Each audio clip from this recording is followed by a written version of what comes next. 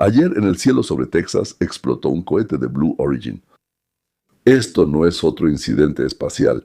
Esta es una escena en la que Jeff Bezos, un hombre cuya fortuna es comparable con los presupuestos de algunos países, pierde públicamente la carrera ante otro hombre cuya fortuna ya supera los presupuestos de esos países. Por eso les propongo hoy no solo pasar por esta noticia por encima, sino detenerse en ella. Porque la explosión en Boca Chica, Texas, no es importante solo como explosión, sino como un momento decisivo. ¿Qué pasó? En resumen, según los hechos, el cohete de Blue Origin, el proyecto de Jeff Bezos, perdió el control en una de las etapas clave de la misión y fue destruido por orden desde tierra. La carga se perdió, nadie resultó herido. Según diferentes estimaciones, este es el cuarto o tal vez el quinto incidente grave de Blue Origin en los últimos 2 años. Y además es el primero que ocurre en el contexto de otro exitoso lanzamiento de SpaceX. 2 lanzamientos, 2 compañías, 2 dueños, el mismo cielo impresionante y resultados fundamentalmente diferentes. La pregunta es, ¿por qué? En los últimos 6 años, Bezos ha invertido en Blue Origin, según diferentes estimaciones, de 20 a 30 mil millones de dólares. Musk, en el mismo periodo, ha invertido una cantidad comparable. Pero Blue Origin nunca llegó a operar plenamente en régimen comercial. Y SpaceX realiza lanzamientos cada pocos días. Da servicio a la EEI, transporta astronautas, pone en órbita miles de satélites Starlink y ya ha recuperado la primera etapa varias veces en la plataforma de lanzamiento. Y aquí es donde comienza la trama principal. Y señores, no se trata del hardware. El Estado se convirtió en cliente. Hace 20 años, una conversación seria sobre cohetes solo ocurría en 2 lugares del mundo, en las oficinas de la NASA y en las oficinas de Roscosmos. Hoy en día, en las oficinas de 2 empresas privadas. Es un cambio de época. No son los privados quienes ayudan al Estado, sino que el Estado, en esencia, se convierte en cliente de esos mismos privados. Hoy en día, la NASA compra vuelos a SpaceX, así como el Pentágono compra aviones a Boeing. El modelo antiguo era que el Estado construía y el privado servía. Ahora se ha invertido completamente. El nuevo modelo es que el privado construye, el Estado paga y lo utiliza. Y ahora viene lo más interesante. Este nuevo modelo por sí mismo se dividió internamente. No es Estado contra privado, sino privado contra privado. Musk contra Bezos. Y este es el segundo duelo interno. Sucede entre 2 personas, cada una de las cuales tiene más dinero personal que, no sé, cualquier programa espacial de Europa. Elon Musk tiene una fortuna de alrededor, creo, o tal vez ya más de 400 mil millones de dólares. Y con el ritmo actual de crecimiento del valor de las acciones en SpaceX y Tesla, y XAI, muchos analistas ya hablan de 1 billón durante su vida. Bezos, ahí tiene como unos 250 mil millones de dólares. Se divorció, ahí entregó como 30 mil millones, si no es que 35, ahí está. Sí, es una nimiedad, 250 mil millones de dólares. Para comparar, el presupuesto militar anual del Reino Unido es de 70 mil millones. El presupuesto federal anual de Polonia, ellos ahí se han tomado muy en serio el tema de la guerra, por razones obvias. Es de unos 120 mil millones. En otras palabras, hoy en día una sola persona dispone de un capital libre que es mayor que el de todo un país. Y ese capital lo puede destinar a una sola tarea, sin parlamento, sin coalición, sin elecciones, a la tarea que él decida, él solo. Este es un fenómeno nuevo. No en el sentido de que siempre han existido los multimillonarios, no existían. No en esta magnitud, no con esta concentración, no con esta velocidad de rotación. Allá en el siglo XIX, Rockefeller, Carnegie y Morgan, si lo calculamos en dinero de hoy, eran grandes capitales. Pero Morgan no tenía recursos libres para construir su propio programa nuclear. Carnegie no tenía dinero para levantar su propio cosmódromo y pagar. Ya son 2.000 empleos cada día durante 20 años sin una sola ganancia. Pero Musk y Bezos sí los tienen. Precisamente por eso les propuse hoy detenernos en esta noticia. Competencia con los estados. Cuando un particular tiene más capital libre que un estado promedio, esa persona no solo es más rica que el estado, esa persona empieza a competir con los estados en aquellos ámbitos donde los estados estaban acostumbrados a estar solos. El espacio es uno de esos ámbitos. El lanzamiento de un satélite es un ámbito, las comunicaciones otro, y el acceso a Internet en una zona de conflicto militar un tercero. Bueno, recuerden Starlink sobre Ucrania, que por cierto cambiaba el curso de las hostilidades y las decisiones sobre ese acceso las tomaba una sola persona. ¿Doy o no doy? ¿Quiero o no quiero? No el Congreso, una sola persona. La inteligencia artificial es la cuarta. La red eléctrica en los países en desarrollo, la quinta. No se trata de si es bueno o malo, sino de lo que hay, y lo que hay es lo siguiente. Por primera vez en la historia, apareció una clase de personas que, en velocidad de decisión, concentración de recursos y capacidad de asumir riesgos, superan al Estado por mucho, por 3 cuerpos, si hablamos en términos de caballos. El Estado, para lanzar un programa, tiene que pasar por un ciclo político. Ahora, un particular de tal escala no tiene eso. Se sentó, pensó, se levantó, fue, empezó a hacer. Ahora volvemos al cohete que explotó. ¿Por qué cayó el cohete? La tesis de la que ahora se habla con cautela en la industria es la siguiente. Tal vez el problema de Blue Origin no sea de ingeniería. Lo más probable es que así sea. Tal vez el problema sea que la concentración de capital a una escala nunca antes vista paradójicamente no ayuda, sino que estorba. ¿Cómo qué? Dirán ustedes. ¿Qué estás diciendo aquí? Cuando una empresa no tiene limitaciones de dinero, bueno, Blue Origin básicamente no las tiene porque Bezos firma los cheques él mismo, sin junta directiva, sin bancos, sin inversionistas externos, la empresa no tiene restricciones financieras. Cada error puede pagarse. Cada decisión se puede posponer, cada fecha límite se puede retrasar y por eso todo es más lento, más complicado, más caro y como ahora se sabe, peor. SpaceX, por el contrario, trabajó durante años bajo la presión de la falta de liquidez. Musk contaba, y esto está documentado, sobre los periodos en los que a SpaceX solo le quedaba dinero para un lanzamiento. Si hubiera fallado, la empresa no existiría. Esa presión hizo que SpaceX fuera disciplinada. Cada decisión pasaba por un filtro, si no moriremos. ¿Quieres quedarte, como dicen en la calle, sin trabajo? Adelante. Blue Origin no tenía ese filtro y en eso tal vez radica su principal debilidad. Me recuerda a la llamada paradoja de los países petroleros o la maldición del petróleo. Los países que tenían una enorme cantidad de petróleo y que podían existir principalmente o exclusivamente porque el petróleo salía de la tierra, y ellos solo tenían que sentarse y sí, no hacer nada, ¿verdad?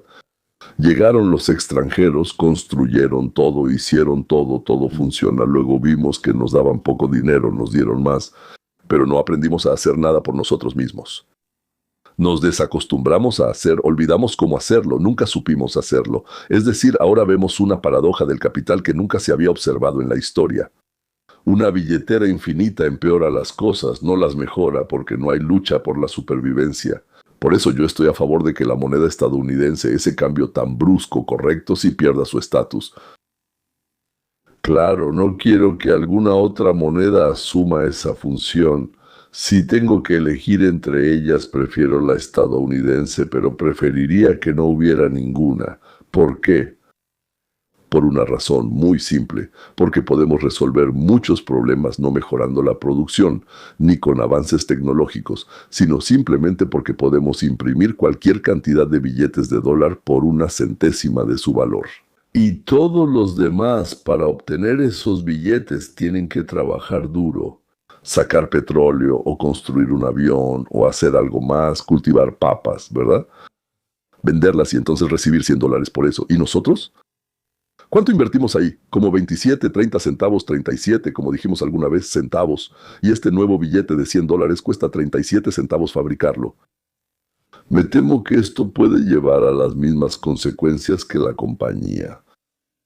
Entonces BESA, que recibía financiamiento ilimitado para todo tipo de proyectos espaciales y cosas por el estilo, sin responsabilidad y sin miedo de que mañana todo pueda terminar. Esta hipótesis hoy suena en los pasillos.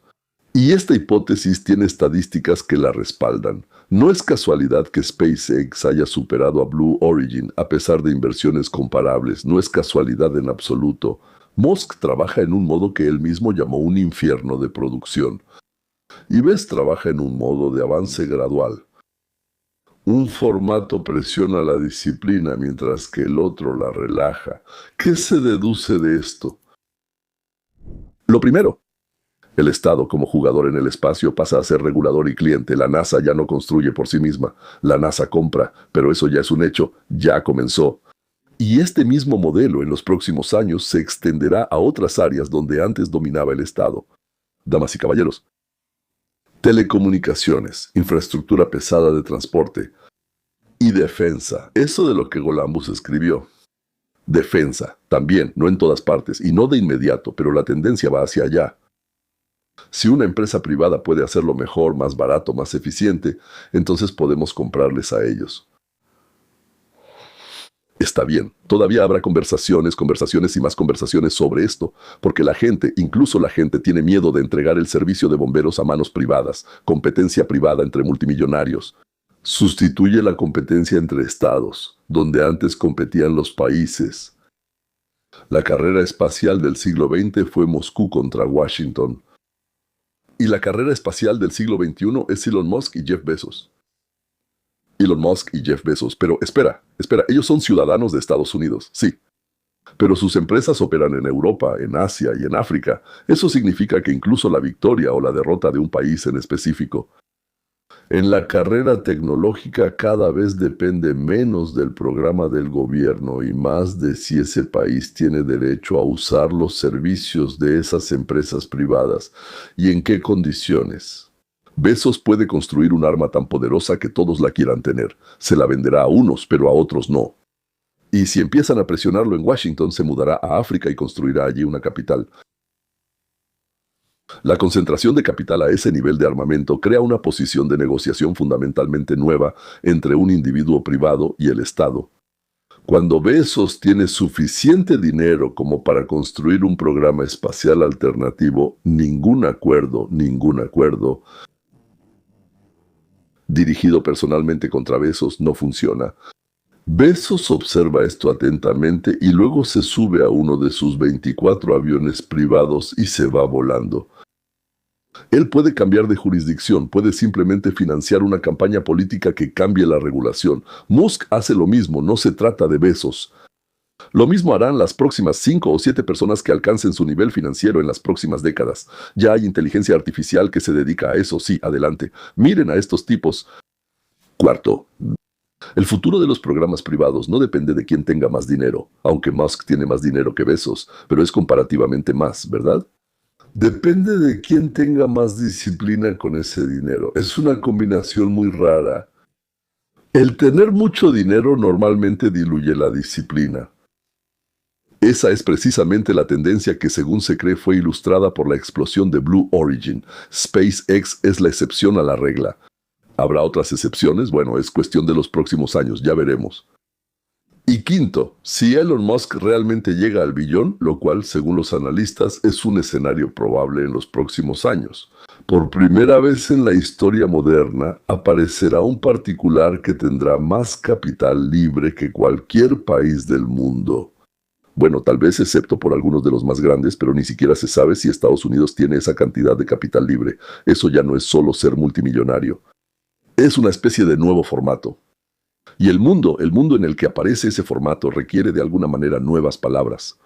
Las viejas palabras capitalista, magnate y oligarca ya se quedan muy cortas ante lo que estamos viendo ahora. La buena noticia de hoy es que una nueva era, una era en la que el espacio, la comunicación y la tecnología pesada están cada vez más en manos de empresas privadas que compiten entre sí. Es una era de competencia, no de monopolios. Blue Origin fracasó en el lanzamiento de hoy, pero no ha salido de la carrera. SpaceX ganó el lanzamiento de hoy, pero no monopolizó el mercado.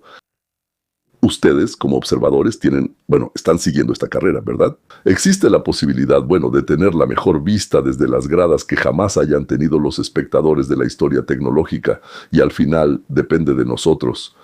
La decisión está en cada uno de nosotros, una decisión muy simple: comprar pan de la empresa A o de la empresa B, rentar el auto N o el auto R.